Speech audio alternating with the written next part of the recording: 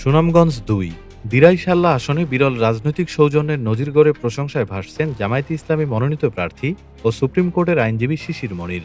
BNP মহাসচিব মির্জা ফখরুল ইসলাম আলমগীর বৃহস্পতিবার ৩৬টি আসনের প্রার্থিতা ঘোষণা করলে এই আসনে বিএনপির টিকিট পান সাবেক সংসদ সদস্য নাসির উদ্দিন চৌধুরী। মনোনয়ন ঘোষণার কিছুক্ষণের মধ্যেই নিজের ভেরিফাইড ফেসবুক অ্যাকাউন্ট থেকে প্রতিদ্বন্দ্বীকে অভিনন্দন জানান শিশির মনির, যা রাজনৈতিক অঙ্গনে ইতিবাচক আলোড়ন তোলে।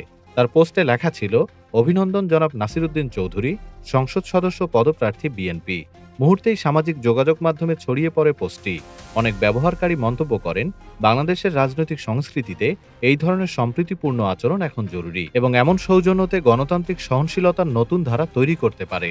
রাজনৈতিক প্রতিদ্বন্দ্বিতা সাধারণত উত্তেজনা, কটূক্তি ও বিভাজনের রঙে রাঙানো হলেও সুনামগঞ্জ ২-এ ২ প্রার্থীর এই সৌজন্য বিনিময় নতুন আলো দেখিয়েছে।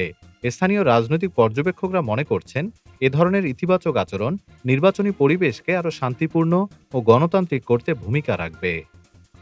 ডেস্ক রিপোর্ট, বাংলাদেশ সময়। বাংলাদেশ সময়, সবার আগে দেশ।